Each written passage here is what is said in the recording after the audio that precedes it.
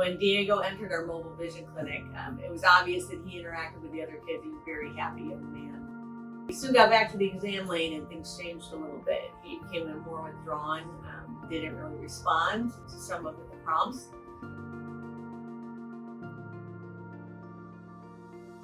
We got back again to Proctor with his over +9 prescription with cylinder in both eyes, and he saw 20/20. When we dispensed him that day, it was a big change for Diego, and with that high prescription, we would expect it to. As we followed up, we know he's wearing them well now. That high prescription takes some time for the brain to get used to, and Diego's done that, and he's on to see and go back to school with good vision.